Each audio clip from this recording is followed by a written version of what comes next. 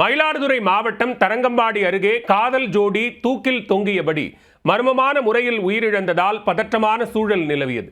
காதல் விவகாரத்தில் இரு தரப்பினரும் பரஸ்பரம் தாக்குதலில் ஈடுபட்டதால் இரு உயிர்கள் பறிபோயுள்ளது. நடந்தது என்ன? வெவ்வேறு சமூகத்தைச் சேர்ந்த ஆணும் பெண்ணும் 3 ஆண்டுகளாக காதலித்து வந்ததாக கூறப்படும் நிலையில் சிறுமியின் உறவினர்கள் காதலனை தாக்கியதாக குற்றம் சாட்டப்பட்டுள்ளது. பதிலுக்கு பெண் வீட்டையும் அவரின் உறவினர்கள் வீட்டையும் இளைஞரின் உறவினர்கள் சூறையாடியதாக பரஸ்பரம் குற்றச்சாட்டு எழுந்திருக்கிறது. சாதி மோதலாக வெடிக்கும் அபாயம் ஏற்பட்ட நிலையில் காதலர்கள் தங்களது உயிரை மாய்த்துக் கொண்டார்களோ அல்லது விபரீத முடிவெடுக்கும் நிலைக்கு யாரும் தள்ளிவிட்டார்களா? நடந்தது என்ன?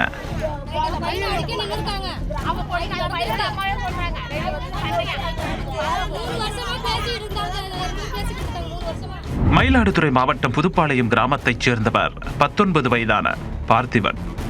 கொத்தனார் வேலை உட்பட கிடைக்கும் வேலைக்கெல்லாம் சென்று வந்திருக்கிறார் பார்த்திபன். இவர் அருகே உள்ள சாத்தங்குடி கிராமத்தைச் சேர்ந்த 17 வயது சிறுமியை கடந்த 3 ஆண்டுகளாக காதலித்து வந்ததாக கூறப்படுகிறது. 12ஆம் வகுப்பு முடித்த சிறுமி கல்லூரி 1ஆம் ஆண்டில் சேருவதற்கு ஆயத்தமாகி இருக்கிறார். இதற்கிடையே பார்த்திபனின் காதல் விவகாரம் தெரிந்து சிறுமியின் குடும்பத்தினர் கடும் எதிர்ப்பு தெரிவித்திருக்கின்றனர். அத்துடன் அடிக்கடி தகராறிலும் ஈடுபட்டதாக தெரிகிறது.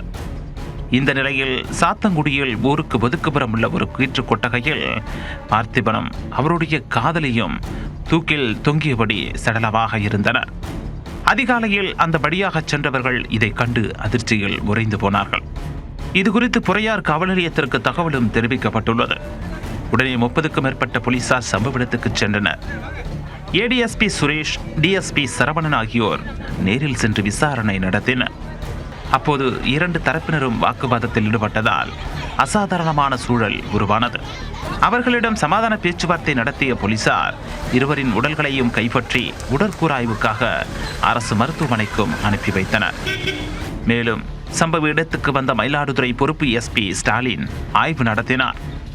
இது தொடர்பான விசாரணையில் காதலர்கள் இருவரும் வெவ்வேறு சமூகத்தைச் சேர்ந்தவர்கள் என்பது தெரிய வந்தது. இதனால் சிறுமியின் காதலுக்கு அவருடைய குடும்பத்தினர் தொடக்கத்திலிருந்தே கடும் எதிர்ப்பு தெரிவித்து வந்திருக்கின்றனர். இந்த சூழலில் திங்கட்கிழமை அன்று இரவு 7 மணிக்கு சிறுமியின் உறவினர்கள் சிலர் பார்த்திபனை தாக்கியதாக குற்றம் சாட்டப்பட்டுள்ளது.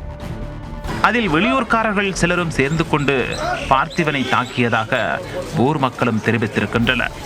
இதைத் தொடர்ந்து பார்த்திபன் தரப்பினர் சிறுமியின் வீடு மற்றும் அவருடைய உறவினர்களின் வீடுகள் மீதும் தாக்குதல் நடத்தியதாக கூறப்படுகிறது. அங்கிருந்த இருசக்கர வாகனங்கள் உள்ளிட்ட உடைமைகளையும் சேதப்படுத்தி இருக்கின்றனர். முன்னதாக பார்த்திபன் குடும்பத்தினர் தங்களது உயிருக்கு ஆபத்து உள்ளதால் எதிர்தரப்பினர் மீது SC/ST வன்கொடுமை தடுப்புச் சட்டத்தின் கீழ் நடவடிக்கை எடுக்க வேண்டும் என்று புகார் ஒன்றும் அளித்திருக்கின்றனர். அதன் பேரில் நேரில் வந்த போலீசார் சிறுமியின் உறவினர்களிடம் விசாரணை நடத்தி சென்றதாக அக்கம் பக்கத்தினரும் தெரிவித்திருக்கின்றனர். காதலர்கள் இருவரும் வெவ்வேறு சமூகத்தைச் சேர்ந்தவர்கள் என்பதால் சாதி மோதல் உருவாகுமோ என அவர்கள் அஞ்சியதாக தெரிகிறது. இதனால் தங்களை நிம்மதியாக வாழவிட மாட்டார்கள் என கருதி இன்னுயிரை மாய்த்துக் கொண்டிருக்கலாம் எனவும் கூறப்படுகிறது.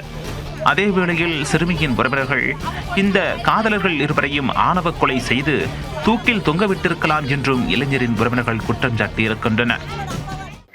1:30 மணி வரைக்கும் பையன் என் கூட தான் இருந்தான். சரின்ட்டு படுப்பான்னு சொல்லிட்டு எனக்கு தலைவலின்னு தாங்களே எனக்கு நான் ஹார்ட் பேஷண்ட்டு, அதோட மாத்திரையை போட்டு படுத்துட்டேன். 2:50 இருக்கும் எனக்கு ஃபோன் அடித்தாங்க. 2:30 இருக்கும் எனக்கு ஃபோன் அடித்தாங்க. ஸ்டேஷன்லேருந்து ஃபோன் அடித்து அவங்கள அரெஸ்ட் பண்ணணும், அவங்க வீட்டை காட்டுங்க வாங்கினாங்க. நான் இங்கேருந்து போனேன். அந்த தரப்பு பொண்ணு வீட்டு தரப்பு என்ன பண்ணாங்க, என்னை அடிக்க வைக்கிறாங்க.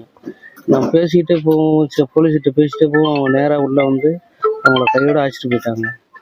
அழைச்சிட்டு போனதுக்கு பிறகு சரி நான் இங்கே வந்து வீட்டுக்கு வந்து இவங்க ஆளை என்னன்ட்டு தம்பியை பார்ப்போன்ட்டு வந்து தேடின ஆள் இல்லை.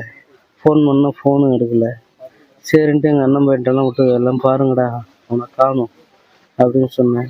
6:45 7 மணி இருக்கும் எனக்கு தகவல் கிடைக்கிது. எங்கள் அண்ணன் தான் ஃபோன் அடிச்சு சொன்னார், இதுமாரி கொன்னுட்டானுடா தம்பியை அப்படின்னு சொன்னேன். அதோட ஃபோன் அடிச்சோன்னே எனக்கு கேட்டோடனே அங்கேயே எனக்கு நெஞ்சு வலி கண்டு ஆசைப்படுத்துட்டேன். திரும்ப போலீஸு என்னை அழைச்சிட்டு போய் வாசல்லே நீ போய் உடம்பை பார்த்துக்கன்னு விட்டுட்டு GH வாசலில் அப்படியே போயிட்டு. இது தொடர்பாக வழக்கு பதிவு செய்த புறையார் போலீசார் விசாரணையை தீவிரப்படுத்தி இருக்கின்றனர். காதலுக்கு கடும் எதிர்ப்பு கிளம்பிய நிலையில் 17 வயது சிறுமியுடன் இளைஞர் மர்மமான முறையில் தூக்கில் தொங்கியபடி சடலமாக மீட்கப்பட்ட சம்பவத்தால் பொறையாறு பகுதியில் பதற்றமான சூழல் ஏற்பட்டிருக்கிறது.